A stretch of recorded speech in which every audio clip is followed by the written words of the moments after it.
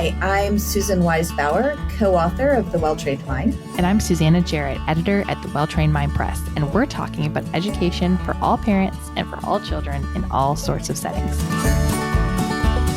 And today we're talking about brains. Yay!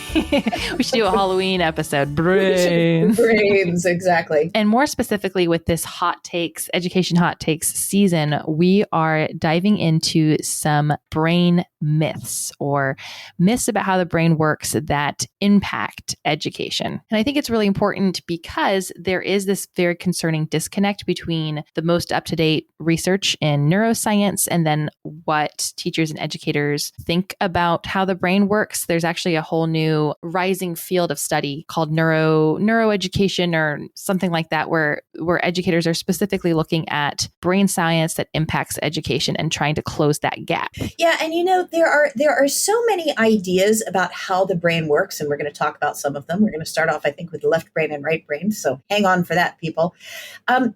We really find these explanations of how the brain works attractive and engaging because we're always trying to make sense of our kids' brains, right? Right. Our kids' brains are unending mysteries to us. We don't understand always why they learn the way they do or why they refuse to learn. And so when an explanation comes across that seems to make intuitive sense and then also sort of promises us greater understanding of what's bothering us about our kids, we kind of grab onto it. Yeah. Yeah, absolutely. And I think that's part of the reason why these particular myths about learning have such a long-lasting impact, even once they've been debunked by science and research, because a lot of times they sort of make that intuitive sense to us. And I found even myself with when we get to it, the second myth we talk about today, having a sort of emotional, visceral reaction to, but this made sense to me. This seems to be how it is, despite the research showing otherwise. So it's easy to hold on to these things. Yeah. Sometimes respect for science means saying to your gut, actually, you're not right this time. So that's something we could talk about as we go on here. So let's start with our first myth. What's our first myth, Susanna? So our first learning myth is that there are two kinds of people in the world: left brain analytical thinkers and right brained creative thinkers. Oh my goodness. And how long have we heard this? I mean, I think all my life I've sort of just accepted this. Right. And it's come up in the podcast before. We've talked about, we've had questions from listeners about our curriculum. Is it better for a left brain or a right brain? So this segment is sort of inspired by our listeners because it's something that we hear a lot in the customer service space of our company of well, what is this more suited for, left brain or right brain? And it's easy, as you were saying earlier, when you have these explanations that kind of are simple and help us make sense of the world, there's two categories. There's the analytical, logical, intellectual thinkers, and there's the intuitive, creative thinkers. And so it's nice to be able to separate things in such a clean way, but unfortunately it's not backed by research. So tell us a little. So some brain functions we understand do light up, like if you were thinking and you could see the brain on an MRI or whatever kind of scan is being used. There are some brain functions that light up one particular side of the brain more than the other, but that doesn't mean that the entire brain isn't being used. Right. So it is true that our brain are separated into these two hemispheres, and it is true that if you have an MRI scan and you're doing different things, different parts of the brain are lighting up. But where this myth kind of goes off track is that nobody has a more active right or left side of the brain. There's some. I wish you guys could see Susanna because she's like grabbing her head. My hands are all over my head. We both talk with our hands. I know. We wave it around and nobody can see us. Right. So it is true that our brain lights up in different areas, but almost all complex tasks that we do, your brain is going to be lighting up in all sorts of places at once. Creativity, logic, it requires both sides to work together. So this idea of a left-right brain split is more a figure of speech. It's a way of dividing, I would say, personality types more so than like a physical difference in people's brain. There was research out from Harvard that scanned a ton of brains of adolescents and children and found no evidence for sightedness, like physical differences. So if you looked at the scan of a mathematician versus an artist, the brain itself is going to look very similar. That doesn't mean that there aren't personality differences, though. Right, right. So, and you're going to link, I think, some of this research in our show notes so that people can go and look at it. I want to just go on a very, very slight rabbit trail and talk for a minute about the power of figures of speech. So many times there's a word for this in academics. We call it reification, which is where you use a metaphor or an analogy, and then that metaphor or analogy becomes a thing that is so powerful that then it begins to change the phenomenon that we're actually trying to describe. And I feel like that with left, right brain, that's happened a little bit, because I think what we're really talking about is a personality difference, almost like the difference between, definitely, we all know, if we have come in contact with kids, that there are artist types and there are engineer types. But I feel like that has to do with so many different factors. Family situation, tolerance for chaos, which is something that is not linked to right or left brain function, but can affect the way a student interacts with the world. So I would consider, for example, the child who always needs a list to a child who resists organization. Well, you can call that left brain and right brain, but it probably has a lot more to do with upbringing, just sort of the natural way in which a child perceives the world. It doesn't have to do with left or right brain. And when we talk about left and right brain, we're in real danger, I think, of pigeonholing children way too early. Right. And that comes back to why it matters, because in one way, it is nice to have this figure of speech to describe different types of people. But when it comes to categorizing your students or your children, you could do that too early and then sort of take them on a track that limits, well, my student is left brain, so they probably wouldn't like creative writing or something of that nature, when really our brains are very, what's Plastic. the word? Plastic. Yes. Right. And I think in terms, again, of sort of what this means for you and your home school, it can, from the questions that we've seen, really negatively affect your ability to try out different curricula. If one of the questions that you go in with is this more suitable to a left brain or a right brain child, you might not even try a curricula that appears to be more, quote unquote, right brained, perhaps because of the artwork or because of the presentation, when in fact it would really light up both sides of your child's brain. So this can really limit your willingness to investigate different programs and curricula that might actually be perfect for your kid. Absolutely. And also as learners, both trying to teach our children to be lifelong learners and for ourselves, drawing on both sides of your more analytical side, your more creative side is really important to grow as a learner. And I think you had some experience yourself with that. Well, this is a division. I was actually really, glad to see these studies, which frankly, I wasn't that familiar with before you brought them into our podcast, Susanna, because I've always felt really uncomfortable with this division. If I had to classify myself, I would definitely be a creative, right-brained creative thinker. But so much of what I do requires massive exercise of analysis, of logic. And in fact, our entire classical curriculum is built around the fact that all children study logic. You don't have to be left brain. Pulling on all of these abilities. I have to pull on all of these abilities in order to write the kinds of things that I write and do the sort of work that I do. And if I had to identify which aspect of this, the analytical and logical or the creative, is more important, I wouldn't be able to do it, because the creative idea then has to be shaped and developed by the analytical and logical aspects of my thinking. And the same, I think, any particularly advanced mathematician or scientist would tell you the same thing, that perhaps there's a little bit more exercise of the logical analytical functions of the brain as you are sort of formulating the question that you want to answer. But in order to find that answer, you need creativity. You need to make leaps that aren't necessarily, supported by the logic or by the analysis, or else you don't make great scientific discoveries. Absolutely. That reminds me, when I was in high school, I was part of a magazine where kids wrote the magazine, and I got to go to one editorial meeting in New York and meet all these kids who are all different kinds of kids. And there's this one kid I'll never forget.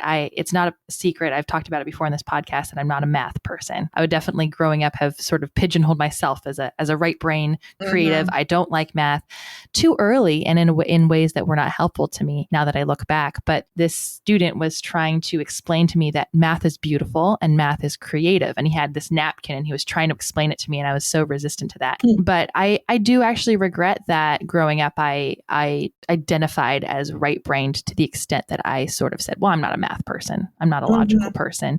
Until I've talked about this before in the podcast, until I got interested in astronomy and kind of took that barrier away and learned some math in a way that was interesting to me for something I wanted to pursue. And that kind of opened up my world a little bit more. So it was very unhelpful for many years for me to tell myself, well, I'm just not a math person. I'm just not a left brain person. It doesn't do you any good as you're trying to grow yourself as a learner. Yeah, absolutely. All right. So we're gonna ditch left brain and right brain, people.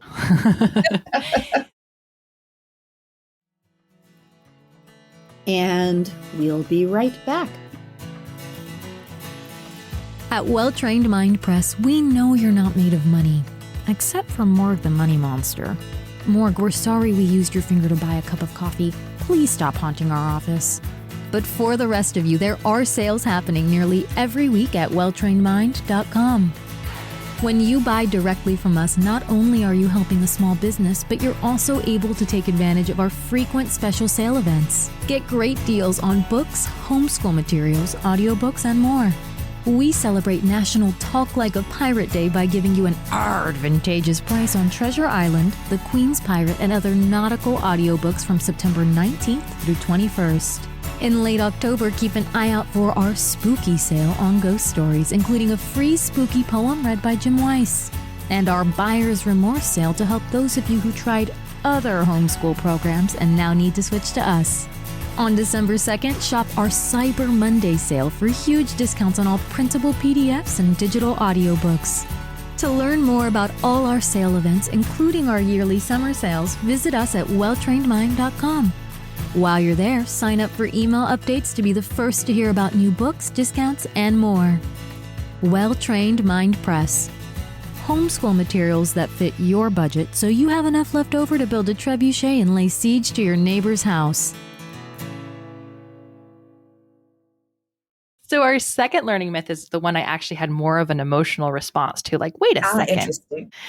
And this learning myth is I must match my instruction to my child's learning style. So very, very common. We talk about different types of learning styles. Maybe you're a visual learner or an auditory learner or a kinesthetic learner or a hands-on learner.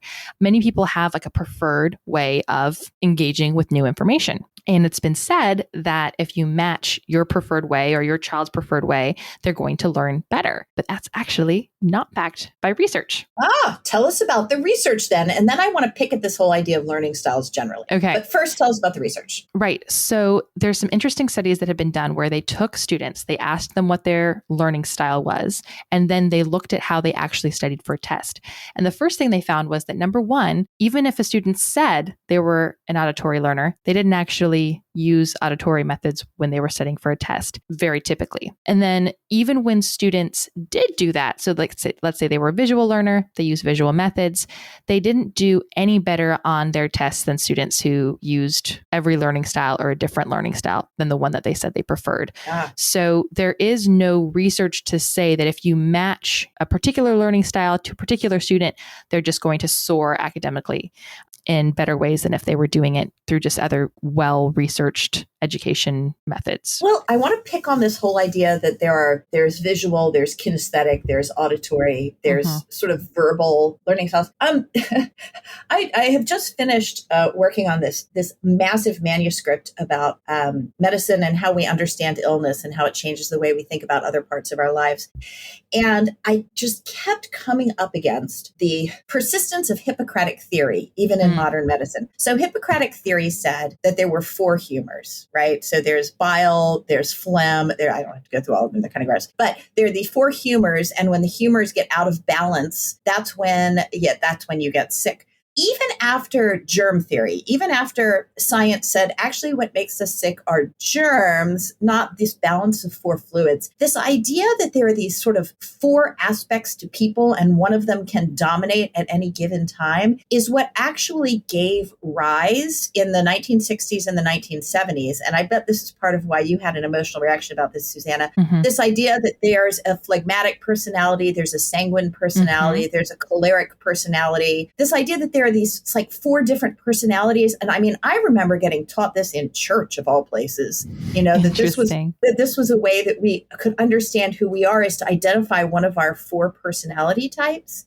And in a lot of ways, I feel like this whole, well, there's four learning styles is just sort of the next manifestation of this really, really ancient idea that has hung on for all of these centuries. And it's an interesting idea, but it doesn't really have any scientific basis that, you know, people are choleric or people are sanguine or people are phlegmatic. It's reductionist. And again, it's a way for us to sort of like define ourselves and define our kids. And we find it really comforting to be able to do that because people are so complicated and so mysterious. But, you know, in my opinion, even the idea that there are preferred learning styles, I think is something we should be wary about. You know, if I listen to audiobooks, I listen to novels on audio all of the time. Love it. If I listen to nonfiction on an audiobook, I cannot retain the information. I have to see the words in front of me. So some ways I'm auditory learner. Some ways I'm a visual print learner. It doesn't break down that easily. Right. I'm really struggle with audiobooks. I like listening to podcasts, but I usually watch them on YouTube. If I'm just listening to like a podcast while I'm walking or running, I just get into my own thoughts so quick. And 30 minutes later, I'm like, wait, what am I listening to? Because I was totally somewhere else. But I think what you're hitting on that's so interesting to me is that the world is so complicated. Our children are so complicated. And this is just another of many ways that we try to make sense of things. And that's where that emotional reaction came from for me, is like, well, but I've always said I'm not an auditory learner. But that doesn't necessarily mean that if there was a lesson that incorporated different types of learning, and there is research to show that multimodal learning or presenting information in various ways within the context of a lesson or a school week can be really helpful. Sure. So I think it's more a matter of being open to different types of learning and ways of absorbing information. And in our homeschool or in our school, making sure that we are providing different ways of presenting information without being hung up on this kid has to learn it this way all the time. And I guess I would bring up my same concern as before, is that it might keep you from investigating curricula that would actually work really, really well for your child, because you think, oh, that one's going to be too visual and my kid is a kinesthetic learner. Right. And I think there's another really important point here about why this matters, in that there's really interesting study where they took parents and teachers and they told them beforehand, this kid is a visual learner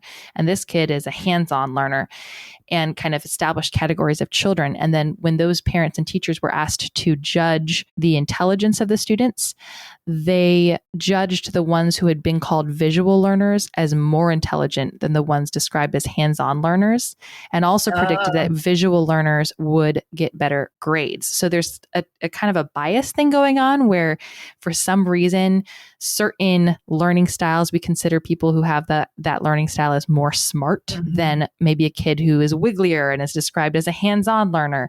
And so it's very similar to before. You don't want to pigeonhole your student and say, well, they're this type of student, and then have like maybe a totally unconscious bias of, well, this student reads books and they're a visual learner, and this student likes to do things hands-on and they're just not as smart. So you have to be careful with those unconscious biases. Yeah. And then if you think about that, we carry into teaching our kids not only these ideas about learning styles, but then also that whole left brain and right brain thing. Then you end up with, the kid, the little engineer that really just loves doing the Lego models or figuring out how to make things work with his hands, gets labeled as a kinesthetic left brain learner, when what he's actually doing is creating something. And that's something that takes a fair amount of abstraction, not just hands-on work. So I guess that, kinesthetic in particular, I guess I have a little bit of a hard time with, because Mm-hmm. I think that learning style can have as much to do with maturity as the way the brain functions. Some of the ways in which we absorb information, particularly reading and writing, just take longer to develop. Mm-hmm. And I think that way too many wiggly little boys get labeled as kinesthetic learners when they really just need to jump up and run around more before they can sit down and concentrate. Right. But that doesn't mean they're kinesthetic learners. It just means they need to jump up and run around. Right. And we talk about all the time how a classical education is a language rich education, right? So if this young wiggly student needs some more time to run around and have very short lessons, because that's very common for little kids, they need short lessons, they need lots of time to play and get that energy out. Eventually they should learn how to sit down and absorb information from reading, through the written word, through the spoken word. And that's such an important skill to build. And if you categorize them as somebody who, well, they're not a visual learner, then they may miss out on developing a really, really important set of skills to continue learning throughout their lives. Yeah. So in as far as these categories do have any kind of value, we should think about the fact that as human beings, we have bodies and we have brains and we have eyes and we have ears and we touch things. And so we learn through all of these different ways of conveying information through our senses. They're all important to us.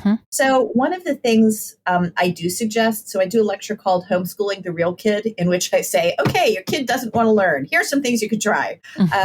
And one of the things I suggest, that if a kid is having trouble grasping a concept, you consciously try to teach the same concept 3 times in 3 different ways: auditory, visual, and hands-on. All right. So if you are practicing math facts and the kid just can't quite figure out multiplication, you do it hands-on. You act it out with toothpicks or chocolate chips or some object so that they can do it with their hands. You do it visually, which is then you put the numbers on a page and do the same thing on a page so that they can see the written numbers. And then you do it orally. You do some oral problem solving where you take the page away, you take the chocolate chips away, and you just talk to each other about the problem. But that's just a way to find the right path in for that particular fact or that particular set of information. And just because one of those methods works best for math, say, doesn't mean it's necessarily going to work best for reading or for grammar. So you never should restrict yourself or even prioritize one of the ways. But it is helpful to think. Right. I always think eyes, ears, hands. Right.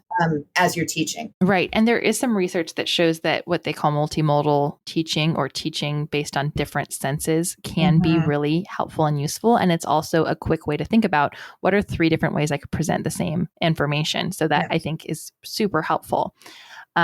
Just don't get stuck in the category and pigeonhole yourself. Yeah. So the question, is this the best curriculum for a kinesthetic learner, is not a good question. The question is, if I try this out with my kid, how do they do? And, it's always better to download the sample and give it a try rather than trying to pre-analyze whether or not it's going to work. Awesome. So then moving swiftly on to our 3rd learning myth. This one is a big one, and that is getting a learning disorder diagnosis means something is wrong with my child. Right. And you've talked about this a lot. You've written about it in Rethinking School. So if you haven't read that, that's another a place to dive into, because this is maybe a bigger conversation than we can handle in one episode. But let's dive in and see where we can go. Well, so I want to start again picking on the language here. So first of all, there's the word disorder. Right. And then second, there's the word diagnosis. So both of those are medical terms. Right. And they're medical terms that imply that there is something that's normal and then there's something that's abnormal. And if you get a diagnosis of a disorder, you're automatically moved over away from health into non-health. And, when we're talking about learning, it's not as clear cut as, oh, look, I just got a positive COVID test.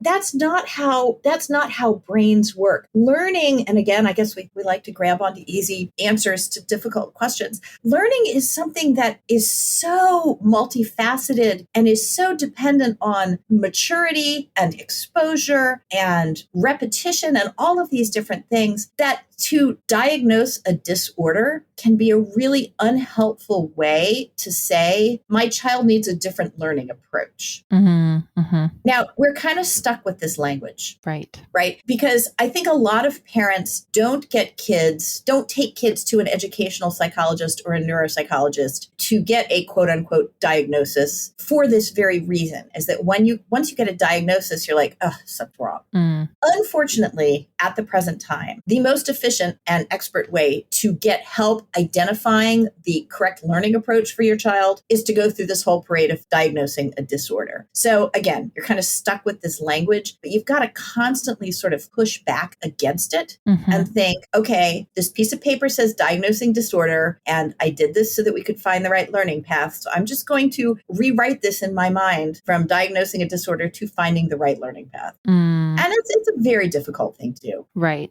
I think that maybe the wind is moving a new direction and that I see new language being used, talking about learning differences, talking about how, a lot more recognition that students are different and not every child fits the kind of quote unquote normal model of a classroom well and may need some accommodations. And so I think there are some shifts in the language, but like you said, this is like deeply rooted in this idea of having to go get diagnosed can be really, really scary for parents.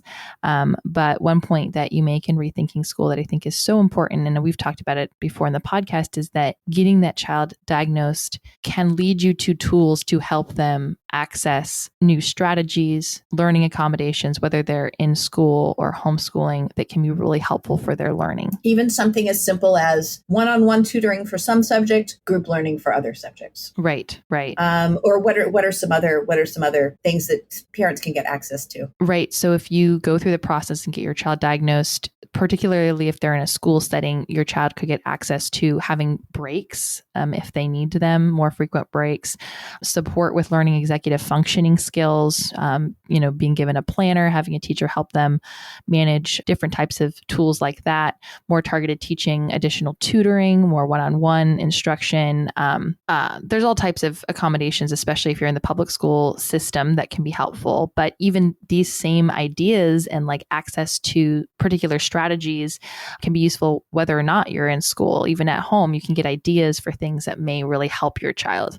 I guess, Susanna, the myth that we're really pushing back here is not that getting a learning disorder diagnosis means that something is wrong with my child. That's sort of an implication. The real myth we're pushing back against is if there's such a thing as a normal brain. Yeah. Right. And, I would say anecdotally, it seems to me that there are more, quote unquote, exceptional and on the spectrum kids out there than not. I've got 4 kids and I have one who was not diagnosed with a learning exception of some kind. And I have the feeling that kid would probably be diagnosed had we tested. The difficulty never, and maybe, I had become more experienced as a teacher by that time, never got to the point where I felt like, okay, we really need some outside help here. But I'm not even sure there is such a thing as a normal brain. If I could use myself as an example again, I have had a pretty respectable academic and intellectual career.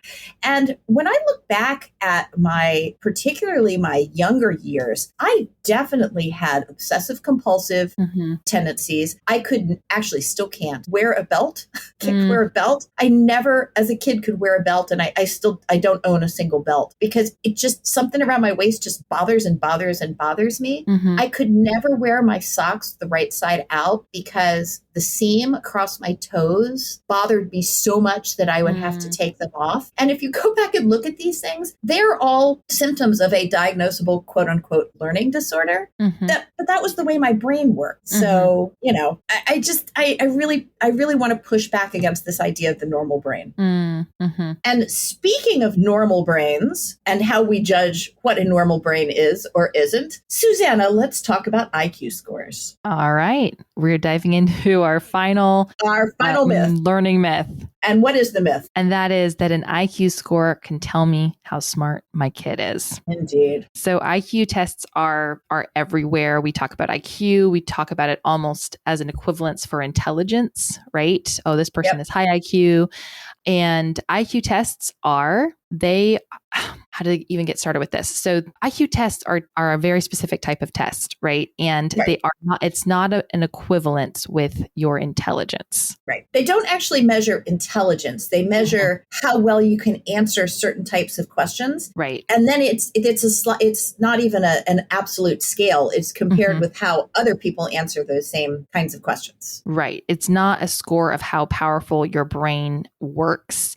There are also, beyond just that clarification, a lot of issues with the IQ test that have been documented over time. So people are kind of starting to move away from it, even as a helpful categorization of students. It measures certain mental faculties like your logic and your abstract reasoning and your working memory, but it fails to measure many different types of intelligence. And I believe you're going to link some studies. Yes. There have been, Yale in particular, I think, has done some really good work on this front, pointing out what IQ tests do measure and what IQ tests completely disregard. Right. And previously, they were thought to be a pretty good way to predict your academic success and your success long-term in the workforce. So if you got a high IQ test, they could predict that you would be successful in your career. But that has kind of come into question more recently. There's been more research also from Yale that shows that it's a lot more murky and complicated than they at first thought. Okay. And you're going to link those studies as well. Yes. I'll link all this in the show notes so you can look it up yourself. Yeah, look it up yourself. And of course, this is all very complicated, but it really matters because of the sort of cultural weight that IQ tests carry for us. So IQ tests have been used to sort kids into, we'll set you up for success and you shall become a ditch digger. Right. They've been used by racists and by eugenicists to say that some students should never qualify for particular types of educational opportunities. And I believe, again, there was another study about how IQ tests are actually used to deny opportunities to children. Right. I mean, it was pretty common, like even when my parents were in public school, they would give young children an IQ test and then place them in classrooms based on that score and give access to students who measured high on the test to more academic opportunities. Interestingly, and I know we've got more to talk about with the IQ tests, there is a really clear correlation between your IQ score and your SAT or GRE score. So that is just to point out that in many ways, SAT and GRE scores measure the same kinds of things and are equally flawed ways to evaluate the intelligence of any particular person. Right. Because the SAT score it's somewhat given, like, you know, it's a way to just see how good of a student you are, but it's something there's an internal logic to those questions. You can practice those types of questions and get better at it. I took the SAT multiple times and got better at it because I learned the logic of that test. But what is one thing that kind of makes the IQ test a little unfair is if you're in a population where those types of tests, that type of thinking is emphasized more, then you are going to do better on the IQ test because it is a specific type of thinking, a specific type of question that they are measuring you by. Whereas if you're in a community or you're not accessing that type of very particular type of thinking, particular type of test questions, you're not going to do as well. So it's something you can practice and get better at. It's not a score of raw intelligence. Yeah. And you can practice and get better at IQ tests. This is actually something that I've played around with just because I'm deeply interested in standardized testing of all kinds and how standardized test results are interpreted to either help or disadvantage students. So there are a bunch of IQ tests you can take online. And if you practice them, you get a higher score.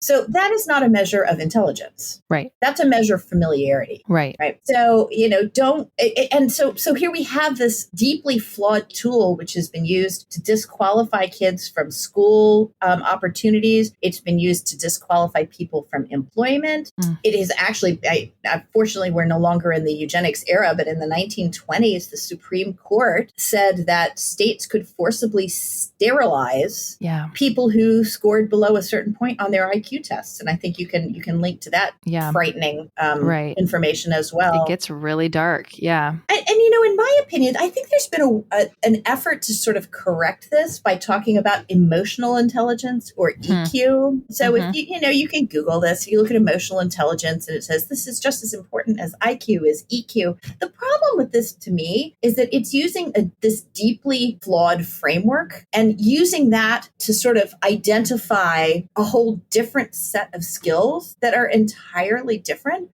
The framework is so deeply wrongheaded that I don't think we should be trying to use it even in order to say, hey, there are things other than puzzle solving that are important. Right. And so this kind of the theme, I think, of this episode has sort of come to be, don't categorize your child too fast in a way that will potentially bias you against giving them access to different opportunities or different curricula. And so I think based on everything that we're now learning about IQ tests, it's probably better not to even give your kid an IQ test and put that idea in your head that they're this score or that score. Absolutely not. That is our recommendation. Don't do it. Run away. Interestingly, my mother had us tested, and I think because everybody did back in early 1970s, and she was trying to make sure that we were okay and that this choice to homeschool, since she didn't know anybody who'd ever homeschooled in her whole entire life, was a good one to make. So she did have us tested, and she would never tell any of us what the results were. Right. So, yeah. But I'm still sure it affected whatever those results were. I still don't know. I'm sure it affected the way, though, that she dealt with us. Right. So, so just don't do it. Don't give your kid an IQ test. Don't give your kid an IQ. And that we'll do a little tribute to Bob Newhart here. Okay. The late, great Bob Newhart. Stop it. Just stop it. And if you don't know that skit, go look it up. It's brilliant. Right. Now, there may be very quickly, there may be an exception if you are, in some cases, I'm not sure if you would need an IQ test to get access to particular resources within a school setting. I don't know if that's still happening, or if you need an IQ test to get diagnosed for particular learning accommodations. Yeah, I would think even then, if that is the case, lobby strenuously for an alternative or an exception. Yeah. Awesome. And with that is our 4 myths for this episode. And so we will be back next week with another hot topic. More hot takes. Thanks for listening. Thank you for listening to the Well-Trained Mind podcast. You can find Susan at facebook.com/susan.wise.bauer and Susanna on Instagram at hopintohomeschool. Our engineering and mixing is done by AJ Filari at ajfilari.online, and our supervising producer is Chris Bauer. If you enjoy the show, help us out by rating and reviewing on Apple Podcasts and subscribing wherever you listen to podcasts. And if you have questions, responses, or ideas for future episodes, email us at podcast@welltrainedmind.com. We'll be back next week, so stay tuned.